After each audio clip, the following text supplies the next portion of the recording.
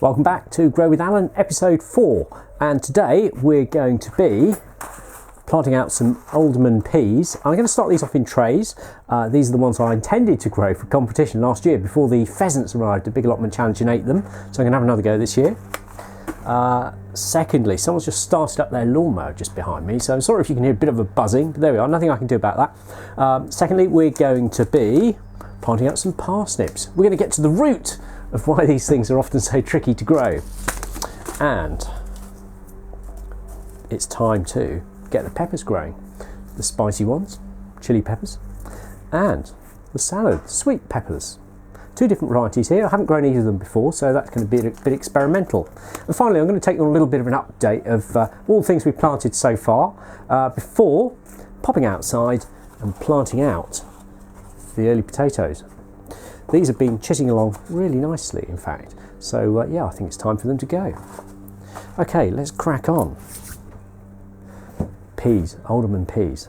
Now, according to the label for these alderman peas, it's perfectly possible to just sow them straight into the ground, which it certainly is. And in fact, if it was a little bit later in the year, I'd recommend doing that. But I'm going to start off some in trays because it will just help them get going whilst the ground's still a little bit cold.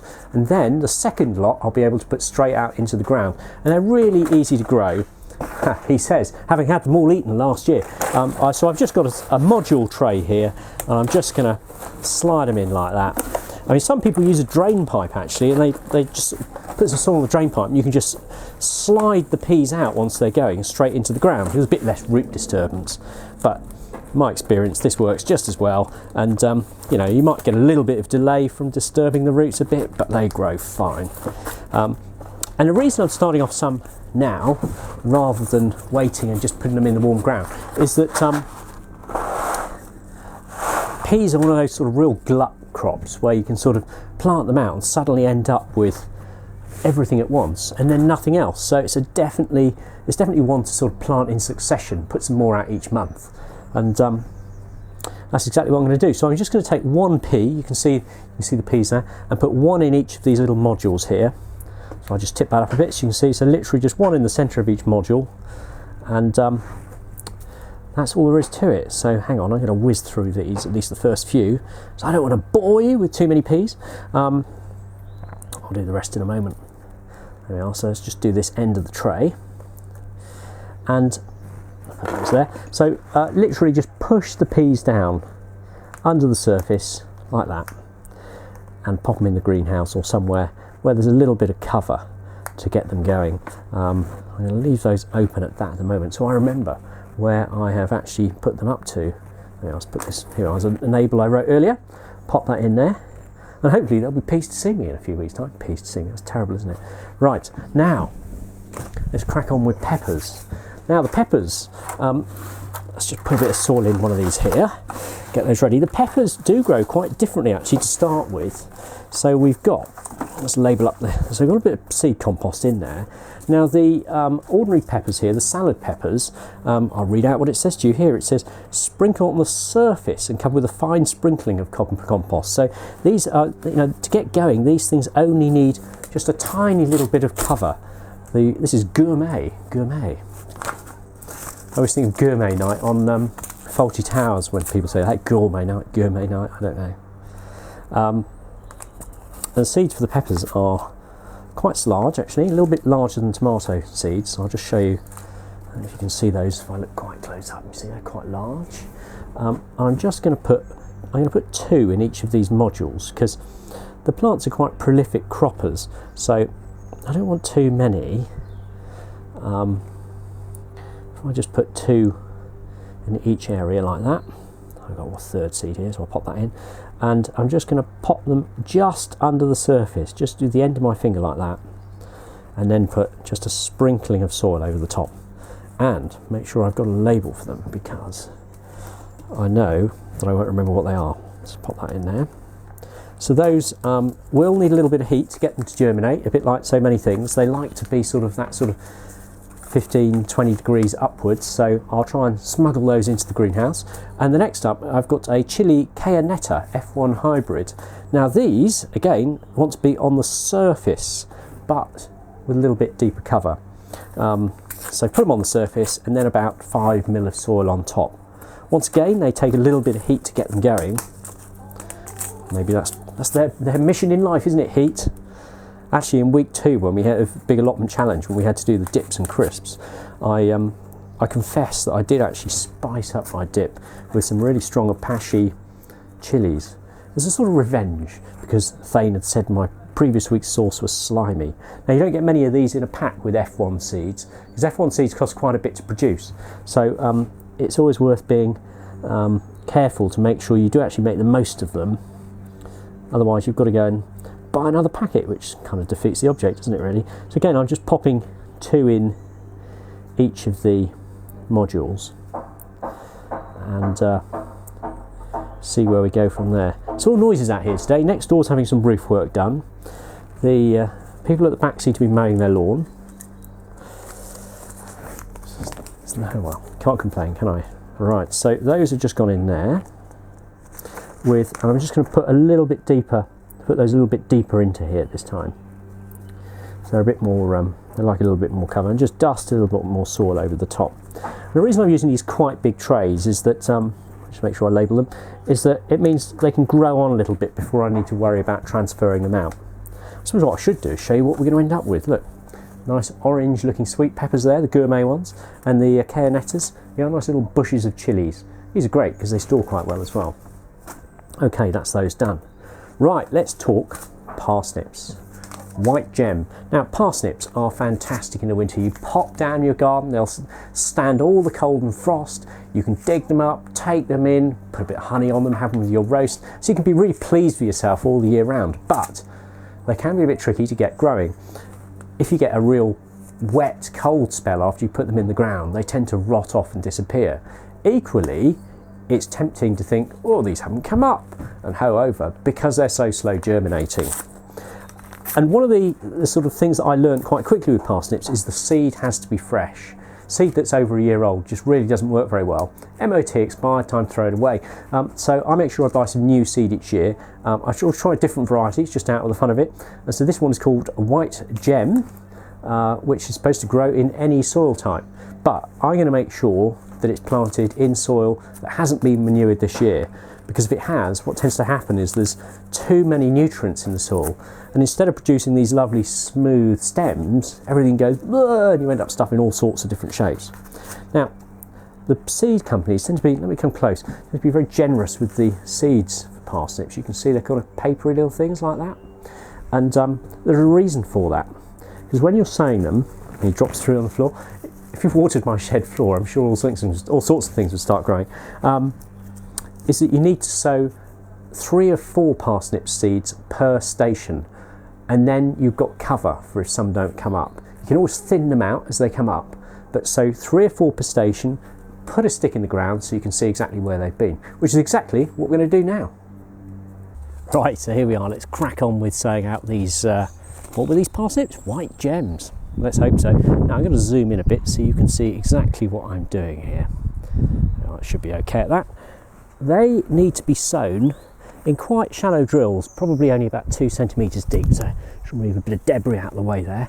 I'm just going to draw a straight line out like this from one end here to the other, and do 2 rows, probably about 30 centimetres apart. Not too many of them here. I might put a few more in when I found some more space. Oh, look at that, I've got the remains of a candle. There's always some junk in the soil, isn't there?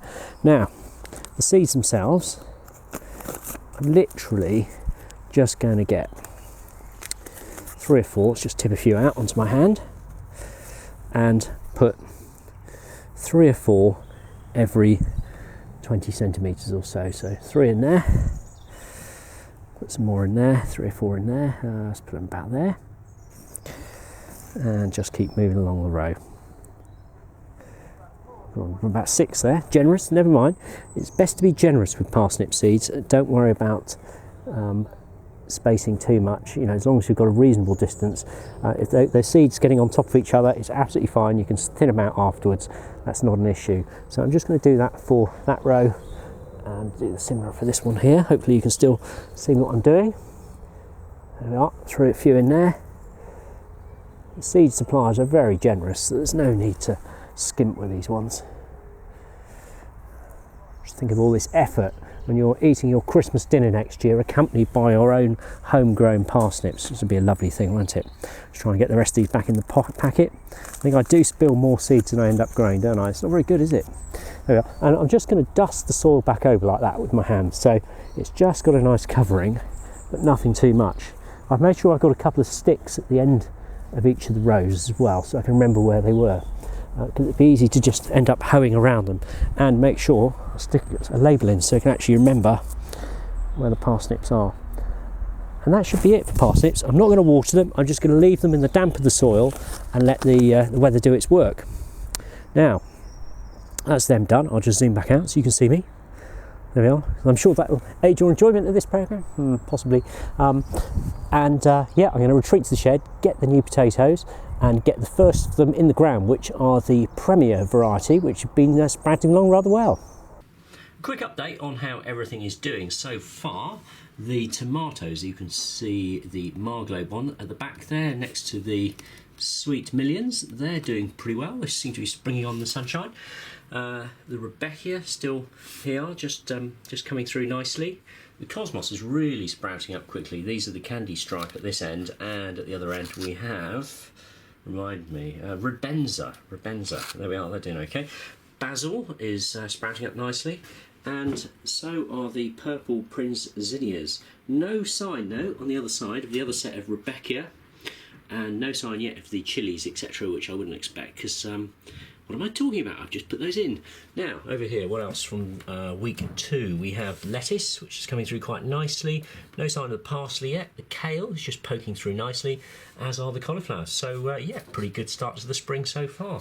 And just behind me, in the greenhouse, you can see I've now got a veritable forest of broad beans in flower. I'm just hoping they're going to set, because I've had the door shut most of the time. So there's not been that many flies around, so I might leave it open today whilst the sun shines out and see if they'll go on and produce some beans. I don't know if you can see, but the first of the sugar snap peas, Oregon, which I put in I don't know, week 1 or week 2, are just beginning to poke through the soil. These are the ones that are sitting underneath a cloche to give them a bit of warmth, and you can just see that cloche just warm the soil nicely just to get them moving. Okay, great, it's time to get the new potatoes into the ground now, and what I've done is I've dug a trench about a spade deep, and it's in well manured soil. But potatoes, they are the gardening students at a buffet. They're always hungry. So I've got some chicken pellet manure here, and I'm just going to sprinkle some of that across the bottom of the trench as well. See, we are, so I throw right up towards you on the camera there, because they really just can't get enough food, so you can't really overdo it with potatoes, and the chicken pellet manure just sort of gives them that bit of an extra boost to get them going. Now, I'm just going to zoom in a bit so you can see what I'm doing with the potato itself. There we are, let's just zoom in there. Okay, good. See if you can see that. Aha, here we are, good. So the potatoes themselves have got several sprouts on them, and what I'm going to do is just make sure that they've only got 2 good strong sprouts on each potato, because that way you just get some good strong shoots. This one here has only got 1 really good long strong shoot, so that's fine. So I'm just going to drop it in the bottom of the trench like that, and because I've got a fairly short trench here and I only want small new potatoes, I'm going to grow them fairly close together. So I don't know, about 30 centimetres, maybe a large bag of chips apart. Seems very potato right, doesn't it? So those are just literally going to drop in the bottom of the trench like that. I'm just going to move along the trench. I'll do the rest of these in a minute. You can see these. So it goes in there. And then once they're in the trench, I'll just zoom back out so you can see. It's not going to let me, is it? Sorry about this. The wonders of tech. It takes a little bit longer than you might imagine. Should be going forward, that's why. Once I've got them in the trench, which I think we're heading in the right direction now. There we are. This is why those people get paid so much by the BBC and why you pay your licence fee. So you don't get terrible camera work like the sort of stuff that I do. Okay, good, that's in there now. So I'm literally just going to get the spade and just pull some soil over the top now.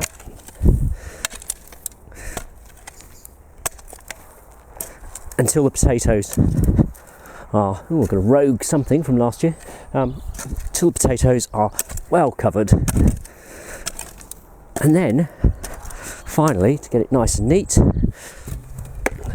get a rake and just pull up a bit of a topping to the trench like this, because it still can be a little bit cold at this time of year, and the extra depth just means that there's going to be longer before the shoots get through to the top, and you'll get better potatoes, and it'll give them a bit of frost protection if something does turn up in the interim. Still a few roots in there. This is had some compost on from the compost heap, this area.